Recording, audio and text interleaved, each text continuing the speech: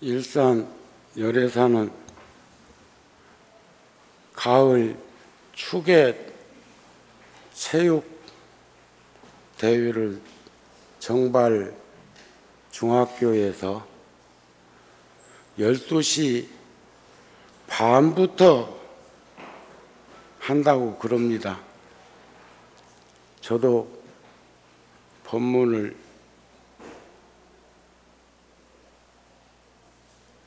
빨리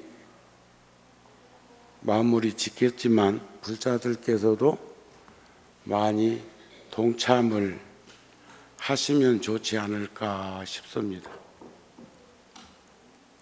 지금 저 뒤에 계신 보살님은 그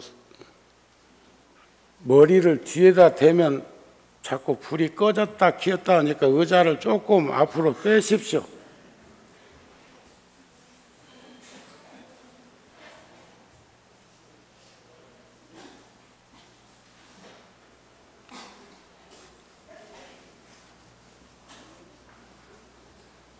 저는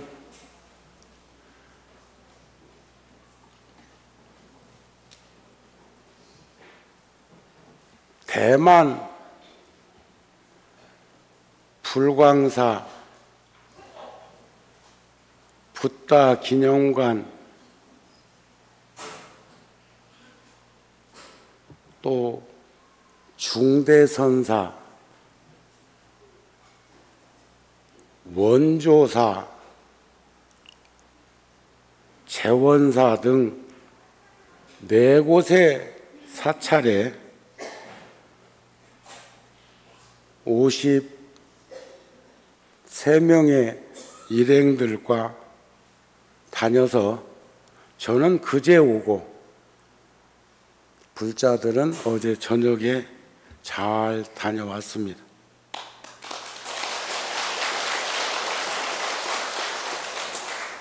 살다 보면 인생이 평탄한 길만 있는 것은 아니고 오르막길 내리막길 12고갯길을 돌고 도는 인생이라고들 합니다.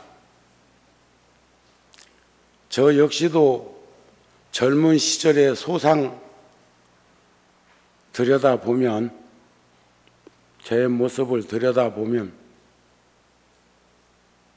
가끔씩 제가 수레하듯이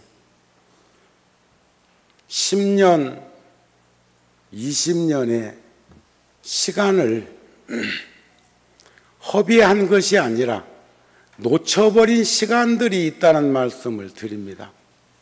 여러분들은 어떠세요?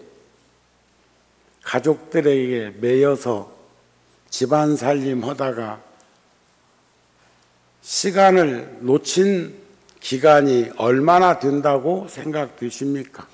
되돌아 살펴보니 또 가족들을 거느린다고 직장생활, 사회에서 보낸 시간이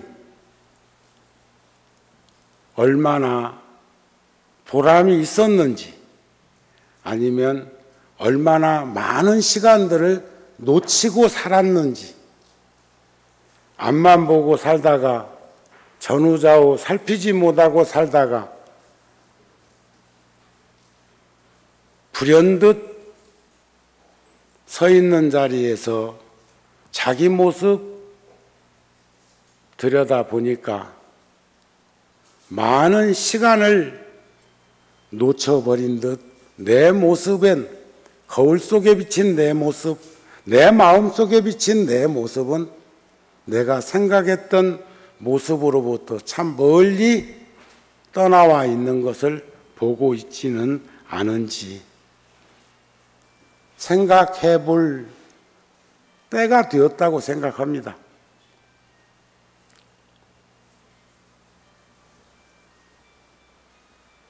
받든지 끄든지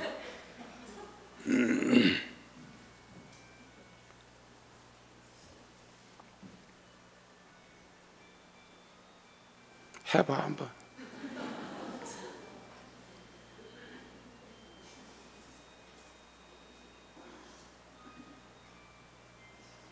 음악이 좋네.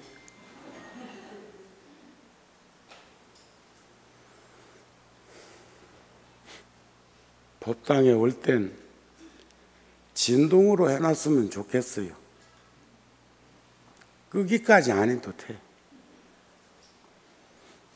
그리고 지금 이 시간이 일요일 날이면 의뢰이 절에 가서 기도하고 법회에 참석하는 시간으로 가족들은 알고 있을 거라고 생각합니다. 그런데 그게 여의치 못했을 때 두 가지지요. 긍정적으로 보면 얼마나 급한 일이 있으면 이 시간에 절에 가 있는 줄 알면서 전화를 할까?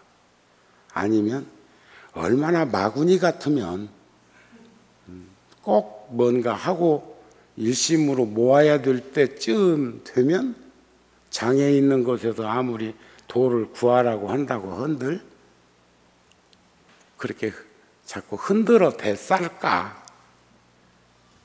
20년도 되지 않은 세월 속에서 우리는 너무나 많은 것에 붙들려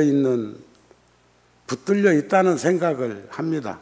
어제도 구룡사에서 불자들하고 차 한잔하면서 한 얘기인데 보통 한 가정에서 전화 요금으로 지출되는 것이 100만 원 넘는 집이 많다고 그래요. 스마트폰, 아이폰 뭐 등등등. 그러다 보니까 질량의 법칙으로 볼 때 물질적 욕구의 욕망은 점점점 그렇게 팽배해 가고 있는데 수입은 한계가 있고 그러다 보니까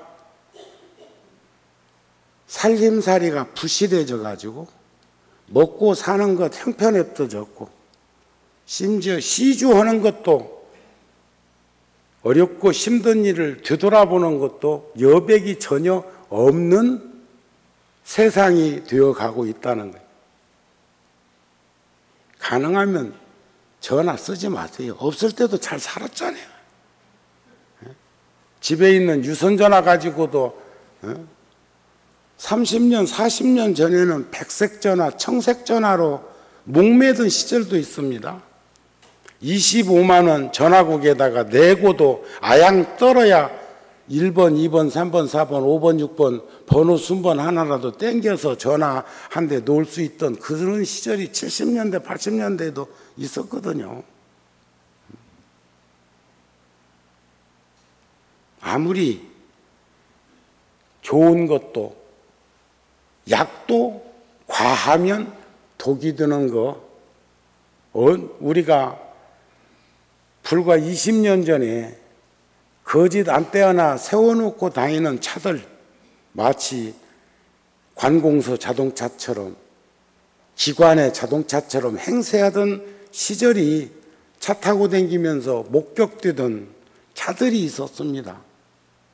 또 20년 전에 휴대폰 막 나왔을 때는 일부러 긴 안테나를 세워서 그게 얼마나 도움이 되는지는 몰라도 그걸 세워놓고 휴대폰 있는 걸 과시하던 카폰 있는 것 과시하던 게 불과 20년도 안 됩니다. 94년도에 전화가 일반인에게 보급되기 시작했었나요? 참 우리는 어찌 보면 무시무종한 시간의 기원은 끝이 없지만 그 출발점이 어디인지도 모르는 그 시간 속이 발현되어서 지금에 이르기까지 우리들만큼 그렇게 엄청난 소용돌이 속에 휩싸이는 시절의 세월을 살고 있는 사람들도 흔치 않을 것이다 하는 생각이 자꾸 들어집니다. 오늘은 시간을 단축해서 한 30분 정도 시간을 가지려고 하는데 휴대폰 하나 울리는 머리에 10분이라는 시간을 여러분들한테 할애했습니다.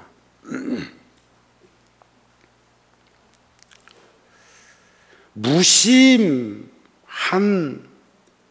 삶 속에서 가야 할 길을 보게 되면 바른 지혜가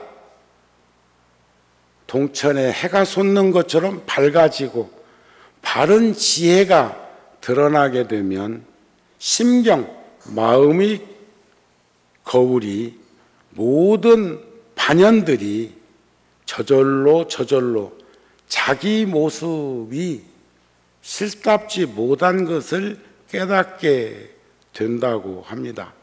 마음의 경계에 체성이 없으면, 체상용, 체성이 없으면 지혜의 빛이 허공과 같은데 그 허공과 같은 경계인들 어찌 알 수 있겠습니까?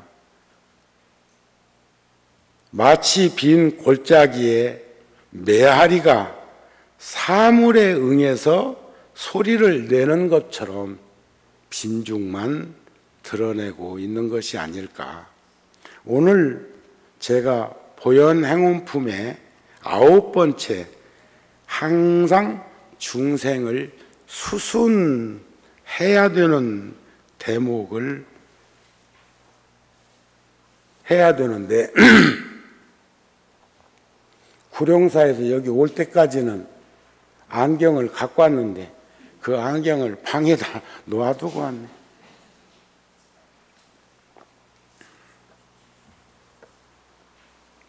그런데 그 안경을 썼다 벗으면 이 글이 안 보이지만 처음부터 안 써버리면 이 글이 다 보인다.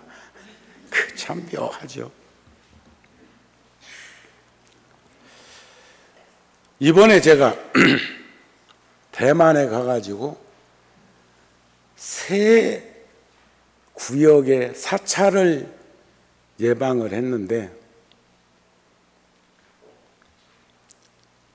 타이페이 수도에서 부산 지역 고흥이라는 지역으로 이동을 하는 중에 저 혼자만, 다른 일행들은 버스로 오고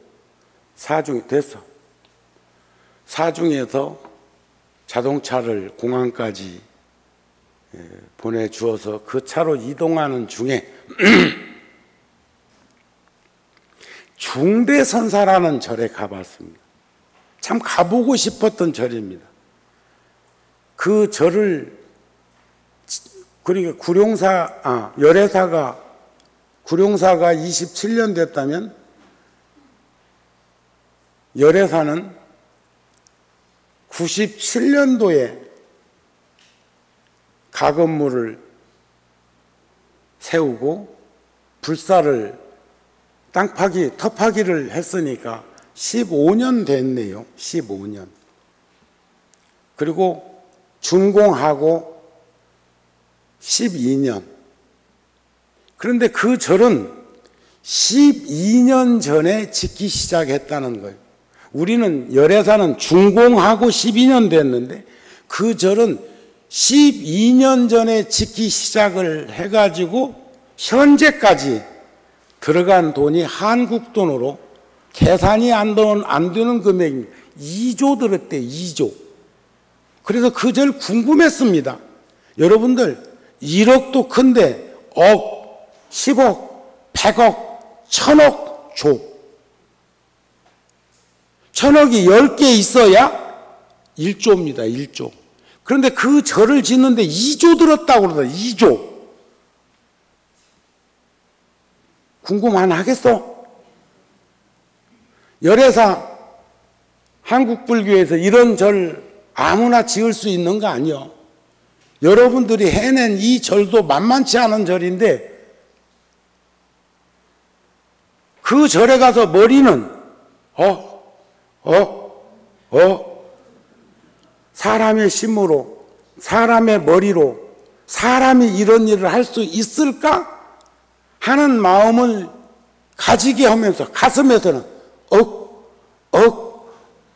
억장이 무너졌어. 이런 돈을 이렇게 쓸 수 있을까?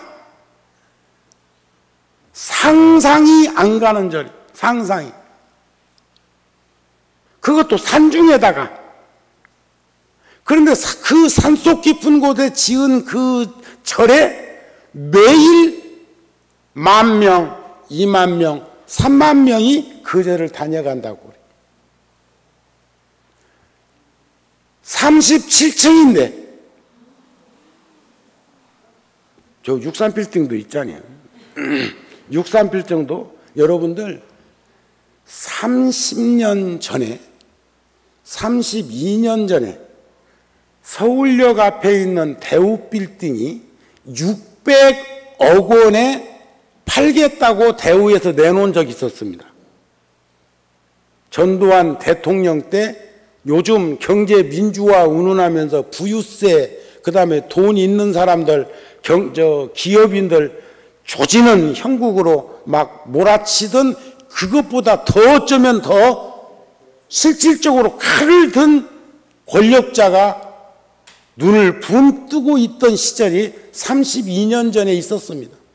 그때 전 재산을, 김우중 회장이 전 재산을 국가에 600억 원을 32년 전에 내놓으면서 대우빌딩을 600억 원에 팔겠다고 매물로 내놨던 시절이 있어. 그게 1980년도에 있었던 일입니다. 물론 물가 진동법이 크니까 지금은 그 돈 갖고 살 수 있겠어. 응?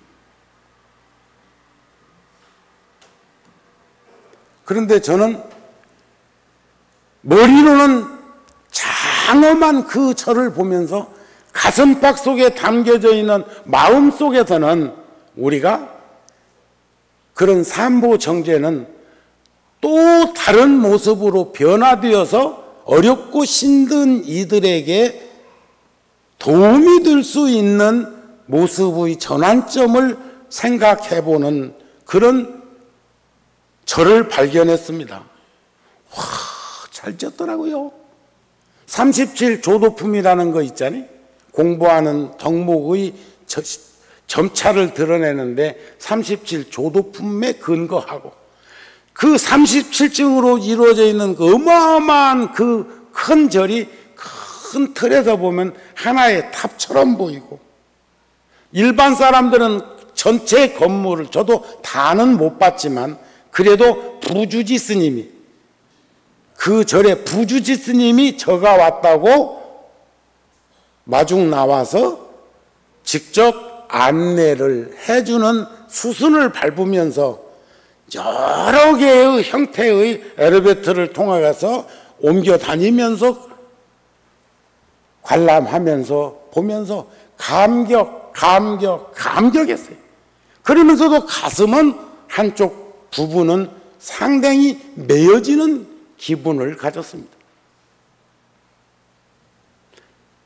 인간의 생각과 가슴으로는 도저히 해낼 수 없을 거라는 그러한 건물을 보면서, 그게 불과 12년 전에 시작을 했다는데 이런 절을 세울 수 있는 그 동네 사람들은 어떤 사람일까? 지금도 그 절을 세운 스님은 살아계십니다. 아마 열애사의 내방객들도 열애사를 와가지고 한 바퀴씩 돌아보면 저 정우 스님 대단하고 열애사 불자 대단하다는 생각을 안 할까요? 근데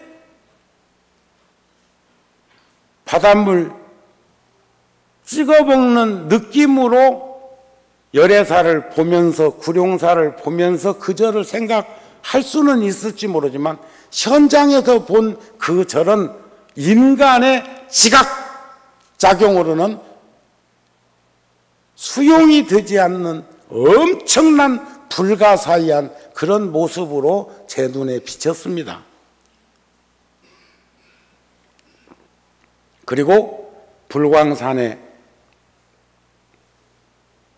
가서 이틀을 머무르면서 그 절에서 근간에 붓다 기념관 10만 명을 수용할 수 있는 절, 1년 전에 그 붓다 기념관을 개원했는데, 문 열었는데, 불광산사에서 그동안에 댕겨간 인원이, 연 인원이 700만 명에서 800만 명이 참배하고 갔어요. 근데 거기는 성운대사라고 하는 스님의 합리적이고 보편적 사고에 의한 실용주의, 쓸 것을 쓰는 것은 쓰는 것이 아니지만 사용하지 않아도 될 만한 부분은 터치해서 넘어가는 그런 지혜를 드러내가지고 그렇게 엄청난 도량을 이루었음에도 불구하고 하나도 낯설지 않고 도리어 엄청난 재원을 투여한 사찰보다 마음 편안하게 참배할 수 있었습니다. 그리고 또 한 절을 갔습니다. 거기서 하룻밤을 머물렀는데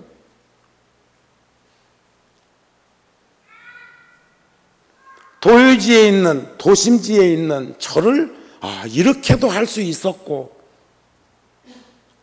또 산중에다가 사제 팔정도 할 때 제자를 넣어가지고 재원사라는 절이었는데 자금성을 떠올리게 만들고 불국사를 떠올리게 만드는 그런 사찰.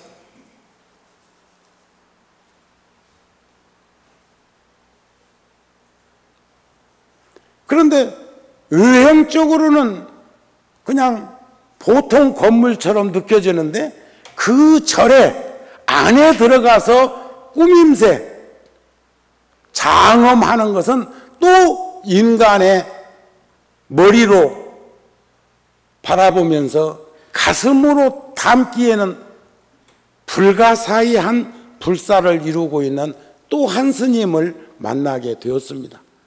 그러면서 저는 생기를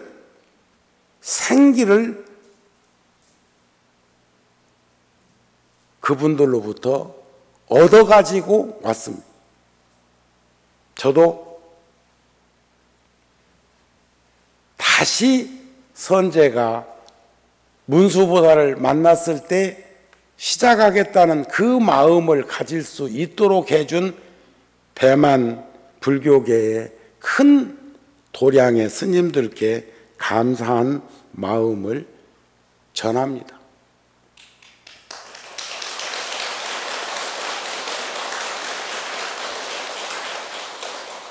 제천 불교마을 그냥 조그마한 오두막 같은 집을 지어서 불자들이 쉼터로 사용할 수 있도록 해야겠다는 마음을 가지고 있었는데 이번에 그곳을 방문하고 와서 1000명, 2000명의 도심 사람들이 와서 함께 할 수 있는 도량으로 세워야 되겠다. 엄청난 돈을 들이자는 것이 아니고 누구든지 와서 쉴 수 있는 공간들의 방 한 500개 정도 만들어 놓으면 2인 1실로 하면은 1000명이네? 4인 1실로 하면 2000명 정도는 와서 숙식 제공되네? 그러한 꿈을 현실로 한번 들여다보는 그런 시간이 되기를 바랍니다. 오늘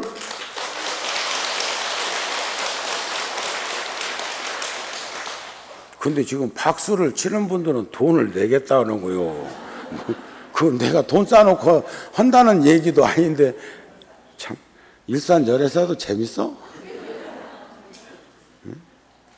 제가 어저께 어느 스님의 대금 연주회 국립국악원에 거기에 참석을 하려고 저는 하루 먼저 땡겨서 와가지고 갔는데 제가 그 스님이 연주회를 하는데 300만 원 지원을 했는데 표를 100장을 보내주어가지고 그러면 한 장에 3만 원씩이요.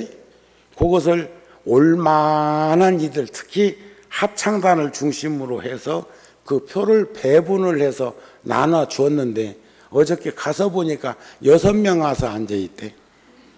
100장이 6명 건졌어. 그런 땐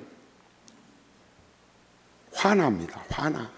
그 분명히 전했거든. 이건 3만 원씩 내가 개인적으로 이 표를, 그 스님은 그런 연주회를 통해서 법음을 전하려고 하는 스님이니까 동참을 한 표니까 꼭 가서들 보면 참 좋을 거라고 했는데, 내가 가서 공연 끝나고 조금 일찍 빨름 나와가지고 로비에 서가지고 딱 버티고 있으면서 출석부 점검을 하면 나 아는 이는 와서 인사할 걸로 보고, 사람 다 갈 때까지 서 있었는데 6명이 와서 인사를 하더라고. 거기 바로 앉으시오. 바로 앉아. 그래서 중생을 수선하는 부분은 다음 법회에 하기로 하고, 다만 한 소절을 여기서 드러내 보이자 하면 그만 끝내라고 묵닥 드나? 아닙니다. 응? 그 개송 안 는다고. 개송 중에 한 소절만 인용하겠다고 그래서.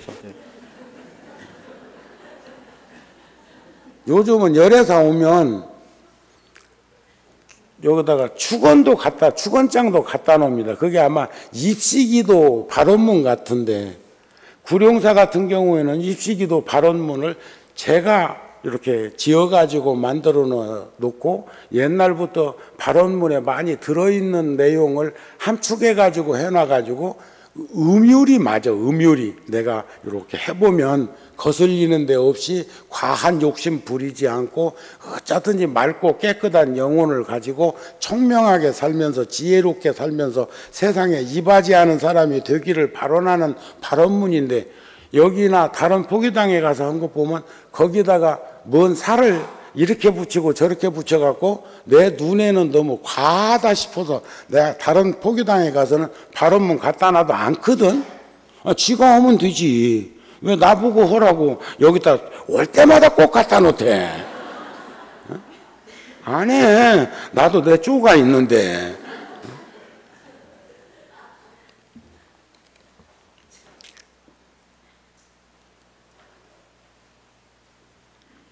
시방 세계에 있는 중생들이 가지가지 차별이 있으니, 이른바 알로 낳는 것, 태로 낳는 것, 습기로 나는 것, 화에서 나는 것들이 혹은 지수와 풍을 의지하여 살기도 하며 허공이나 초목에 의지하여 살기도 하는 저 가지가지 생류의 몸과 형상과 모양과 수명과 종족과 이름과 심성과 직견과 욕망과 행동과 거동과 의복과 음식으로 여러 군데에서 살면서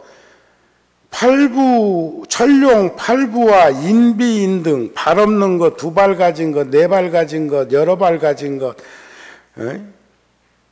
이런 중생들이 빛깔이 있는 것, 빛깔이 없는 것, 생각이 있는 것, 생각이 없는 것, 생각 있는 것도 아니고 생각 없는 것도 아닌 이러한 중생들을 내가 다 수순해서 가지가지로 섬기며 공양하기를 부모와 같이 공양하겠다. 이런 발언이 이제 중생을 수순하는 보현행원품의 9번째 발언입니다.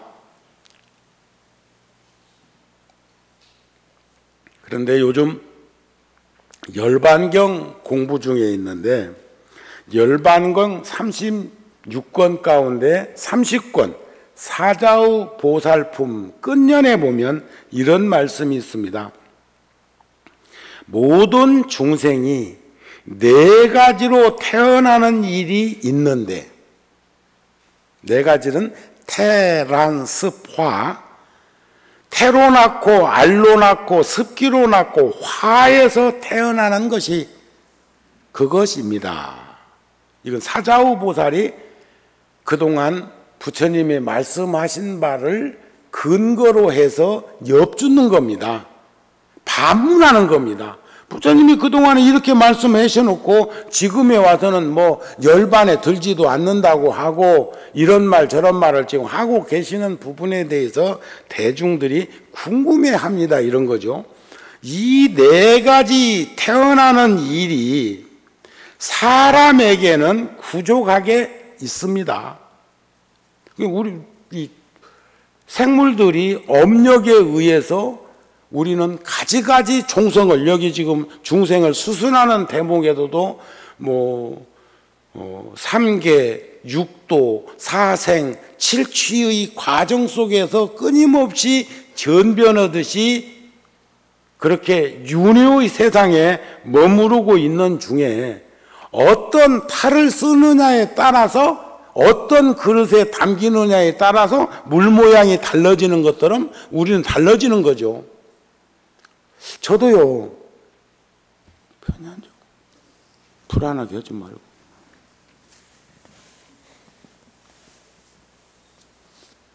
동진 출가를 해가지고 군에 있을 적에 머리를 길렀는데, 그거 군에 있을 때 머리 기르는 건 기르는 것도 아니잖아요. 장발로 군에서 길러나요? 군인 머리는 짧지요.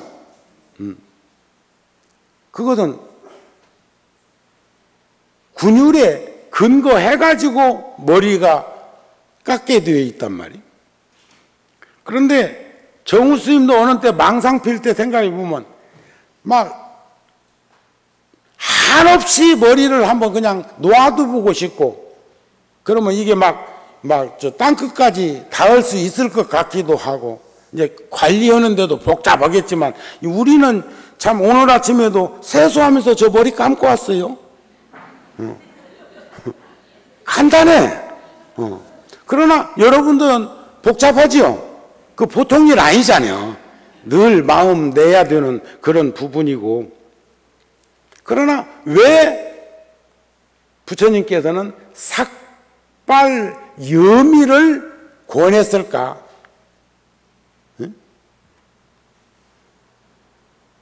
입산 수도를 왜 권했을까? 수수지 방원지기요 인인지 선악지우라. 물은 그릇의 모양에 따라서 달라지는 것처럼 중생들의 이 종성은 한결같은 자리이지만, 본성자리는 한결같지만, 그러나 우리들의 삶의 바닥을 들여다보면 환경, 기후, 풍토, 문화 등등 어떤 유형과 더불어 어울려 사느냐에 따라서 높낮이라든지 이런 것들이 늘 반복해서 드러나는 것들을 보게 된다는 거죠. 그렇지 않습니까? 요즘 노래방 시설 때문에 다 가수 아닌 사람이 없어.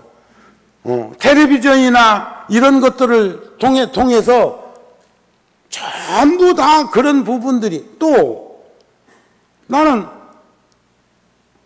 성령 스님이 내 어린 애기로만 봤는데 여기 와서 지도하고 하는 거 보니까 언제 저렇게 연부를 다, 또 그러기만 한 게 아니라 구룡사 주지 스님도 마찬가지요.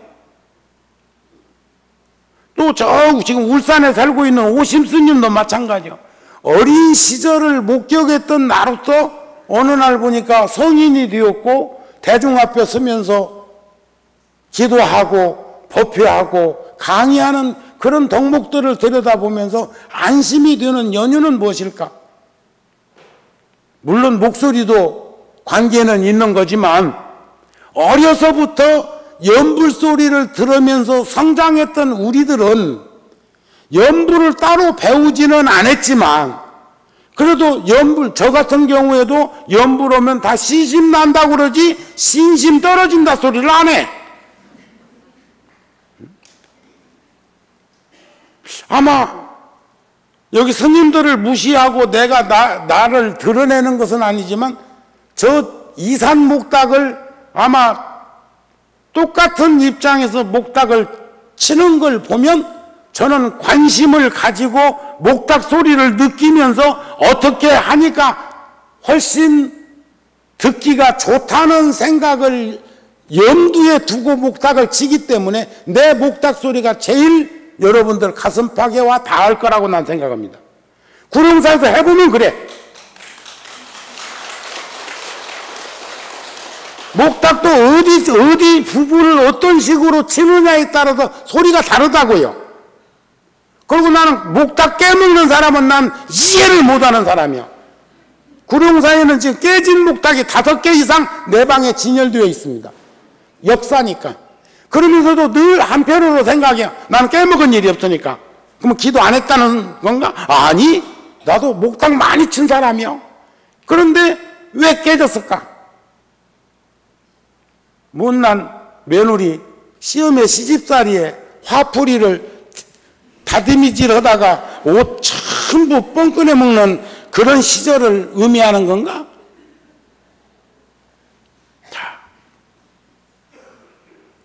훈습이라는 게 얼마나 중요한 것인가를, 훈련이라는 게 얼마나 소중한 것이라는 것을 여러분들은 실생활에 투영해서 봤으면 한다는 거죠.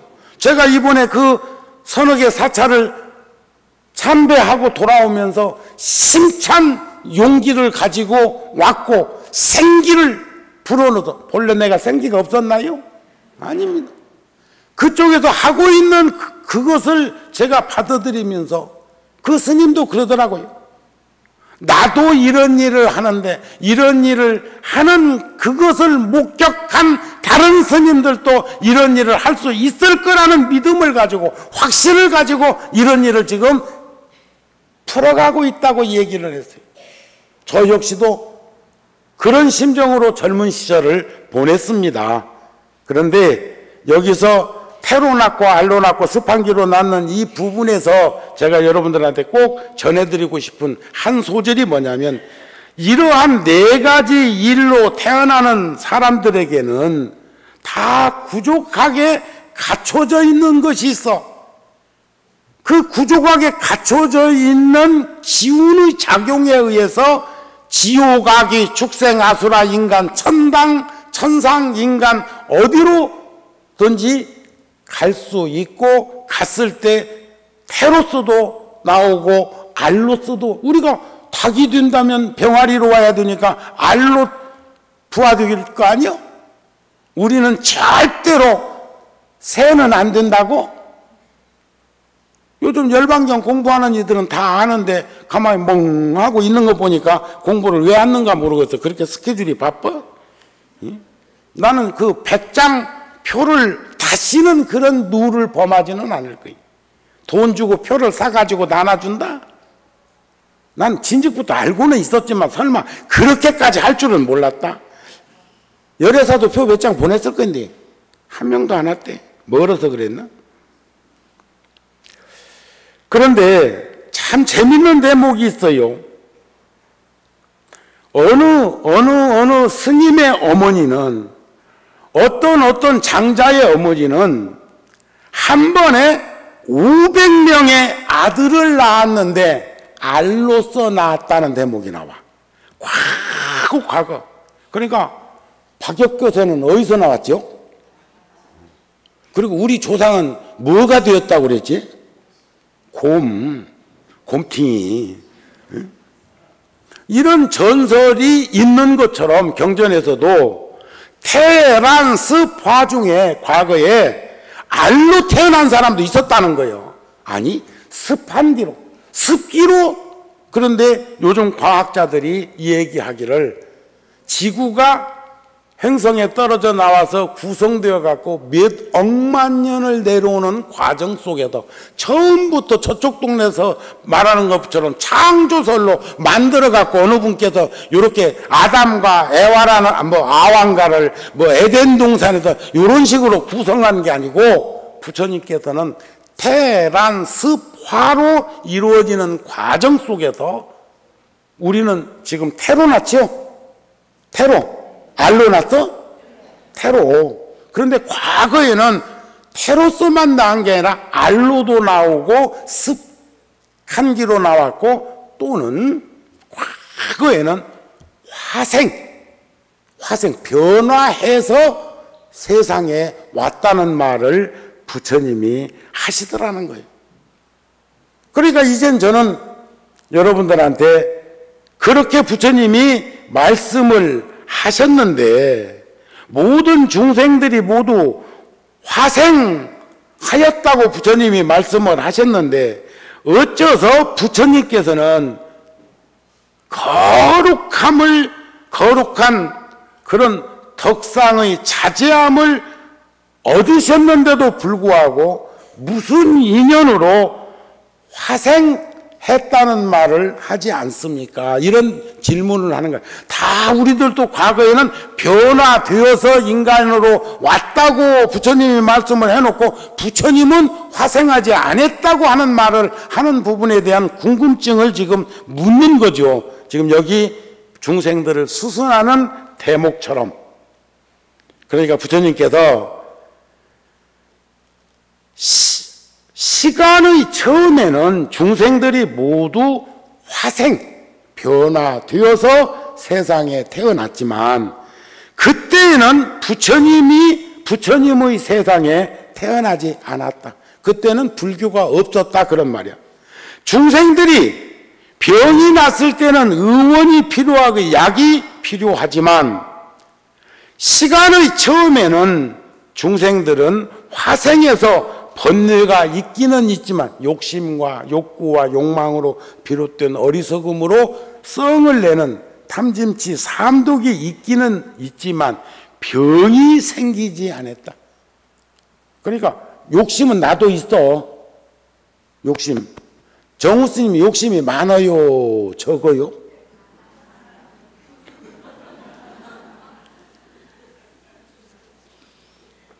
나는 동의할 수 없는데도 여러분들은 불자들은 나를 좀 안다는 일은 도리어 남한테 욕심이 있다고 하거든. 근데 그 욕심이 지혜로운 욕심이면 내가 그래서 원력이라고 그랬고 어리석은 욕심이면 업덩어리, 업력이라고 제가 가닥을 잡아서 말씀을 드렸습니다. 그러니까 화생의 중생들도 번뇌가 있기는 있었는데 그들은 병들지 않았다.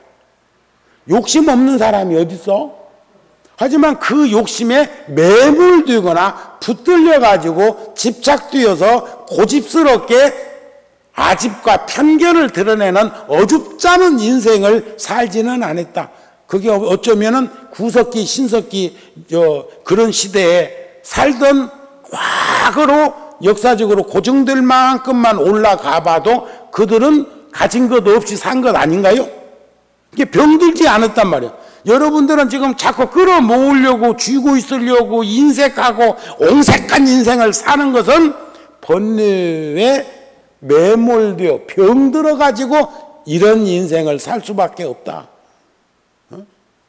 병들지 않으면 나눔을 가질 수가 있고 병들지 않으면 회항할 수 있는데 저는 이번 대만 불교를 보면서 그들이 우리 옛날에 그랬잖아요. 중국 사람을 떼국놈이라고. 큰 나라 사람이란 말을 우리말로 하면 떼국놈인데 그분들의 속성을 보면 근검, 전략, 검소가 생활에 배어 있어. 오단벌 해 입으면 평생 입는다고 하는 게 중국 사람들의 떠올리는 모습인데 그분들이 회항하는 병들지 않은 그 모습을 보면서 내가 용기를 가지고 왔다는 얘기입니다. 우리도 할 수 있어. 그들이 한다면 나도 할 수 있다는 그런 마음을 가지고 돌아왔는데 잘 못 갔다 왔는지도 몰라. 열애가 그 세상에 나지 아니하여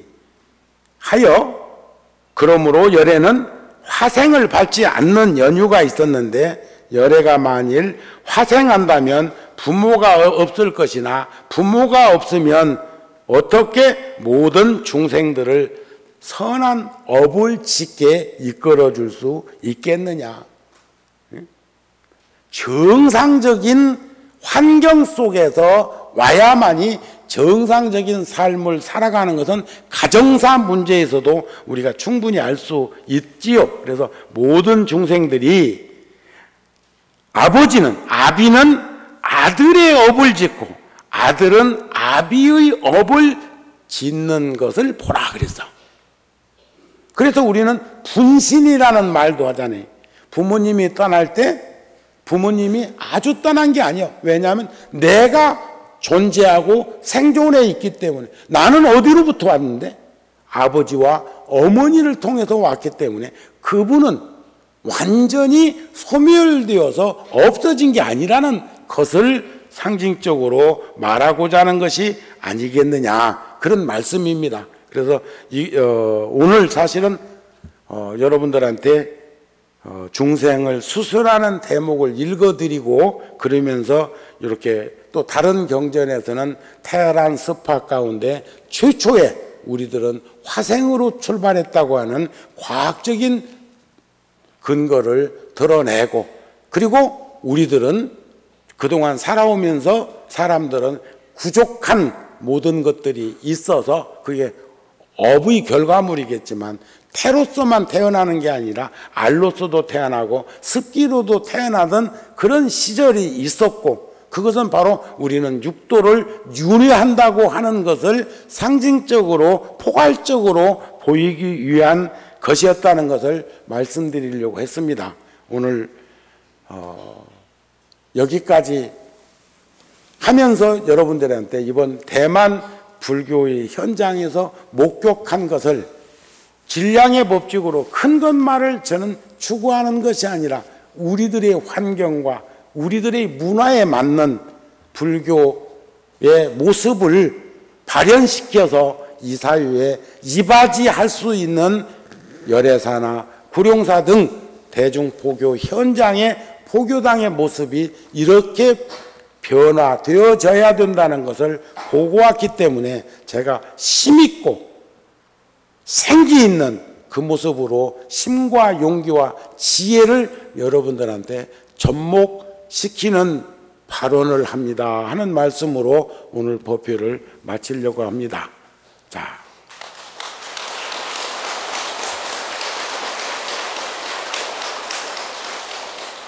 끝으로 다 같이 한번 발언합시다.